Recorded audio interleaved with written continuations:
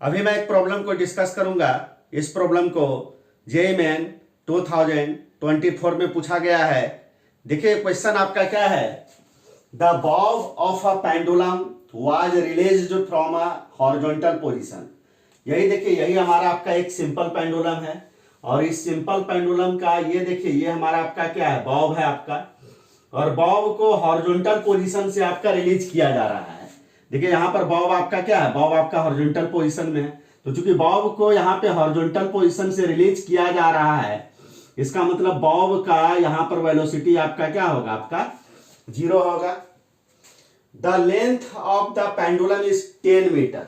तो यहां देखिए सिंपल पेंडुलम में जो स्ट्रिंग आपका यूज हुआ है, इस स्ट्रिंग का लेंथ आपका प्रॉब्लम में आपका 10 मीटर आपका दिया हुआ है।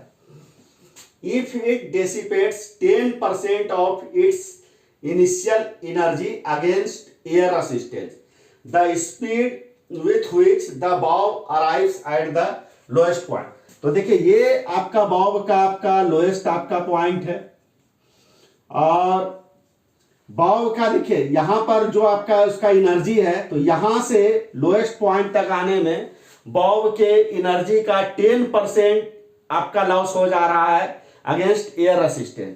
तो हम लोग यहाँ पे क्या करते हैं कि सबसे पहले हम यहाँ पे कैलकुलेट करते हैं कि बॉब आपका जब हॉरिजॉन्टल पोजीशन में है, तो यहाँ पर बॉब के पास आपका टोटल आपका कितना इनिशियल एनर्जी है। तो इनिशियल एनर्जी को कैलकुलेट करने के लिए हम लोग यहाँ पर क्या करते हैं कि बॉब का जो लोएस्ट पॉइंट से पास होता हुआ एक हॉरिजॉन्टल लाइन को हम लोग ड्रॉ कर लेते हैं, और इसी हॉरिजॉन्टल लाइन को मैं यहाँ पर आपका रेफरेंस लाइन मैं मान लेता हूं। यानी कहने का मतलब इस रेफरेंस लाइन पर जब आपका बॉब होगा, तो बॉब का पोटेंशियल एनर्जी आपका यहाँ पर आपका क्या होगा, आपका 0 होगा। और देखिए ये बॉब आपका इनिशियली जो है इस रेफरेंस लाइन से आपका कितना हाइट पर है, एल हाइट पर है। तो यहां पर देखिए बॉब का जो पोटेंशियल एनर्जी होगा ये आपका mgl होगा, और यहां पर बॉब का जो काइनेटिक एनर्जी होगा ये आपका 0 होगा, क्योंकि यहां पर बॉब को यहीं से आपका क्या है, आपका रिलीज किया जा रहा है।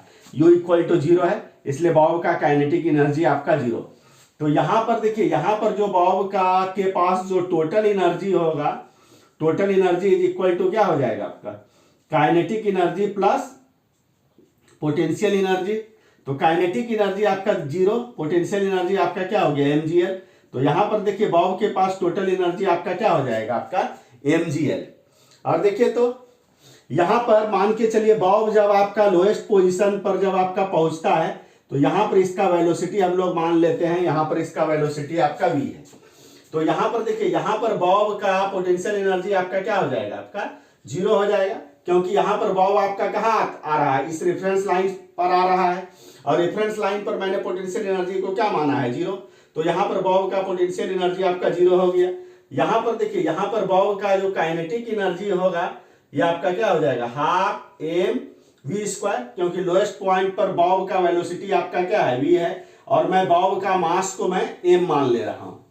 अब देखिए यहां पर बॉब के पास जो टोटल एनर्जी होगा लोएस्ट पॉइंट पर, टोटल एनर्जी जो हो जाएगा लोएस्ट पॉइंट पर आपका ये काइनेटिक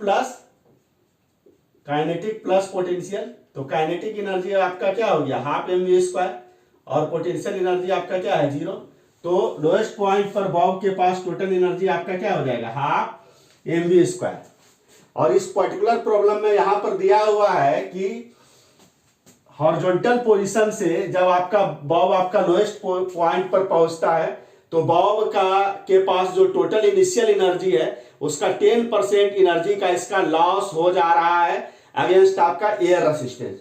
तो mgl का देखिए, mgl का 10% आपका कितना हो जाएगा, mgl multiplied by 10 divided by 100, यानी कितना हो गया आपका mgl डिवाइडेड बाय आपका हो गया आपका 10। इतना एनर्जी का यानी बॉब का लॉस हो जा रहा है एयर रेसिस्टेंस के कारण। तो जब ये लोएस्ट पॉइंट पर पहुंचेगा, तो बॉब के पास आपका टोटल एनर्जी आपका कितना बचेगा, देखिए इनिशियल पोजीशन पे टोटल एनर्जी आपका कितना था, mgl, उसमें से इतना एनर्जी आपका लॉस हो गया आपका एयर रेसिस्टेंस के कारण, तो mgl डिवाइडेड बाय 10।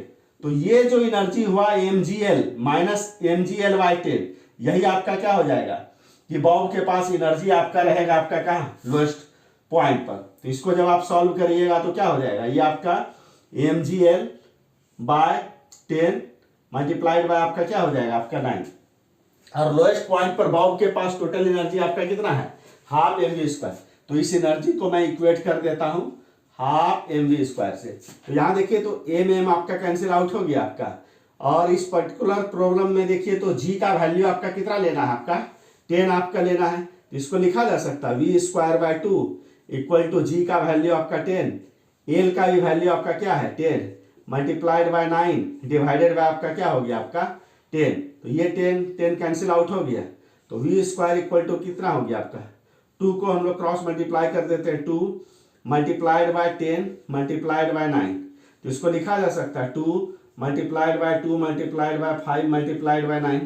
तो v इक्वल टू आपका क्या हो गया 2 multiplied by 2 multiplied by 5 multiplied by 9। तो इसको लिखा जा सकता है, ये 2 हो गया, 9 का आपका क्या हो गया 3 रूट आपका 5, यानी ये आपका क्या हो गया 6√5 मीटर पर second. This is the velocity of the Bob at the lowest point. तो हम लोगों को यही कैलकुलेट करना था, the speed with which the Bob arrives at the lowest point. तो लोएस्ट पॉइंट पर बॉब का आपका स्पीड आपका कितना हो जाएगा आपका 6√5 मीटर पर सेकेंड। तो इसका जो करेक्ट ऑप्शन होगा आपका डी होगा। तो इस प्रकार से इस क्वेश्चन को मैंने सॉल्व कर दिया। अगर इस क्वेश्चन के सॉल्यूशन को समझने में आपको कहीं भी किसी भी ढंग का अगर डाउट आएगा तो आप कमेंट आप जरूर कीजिएगा।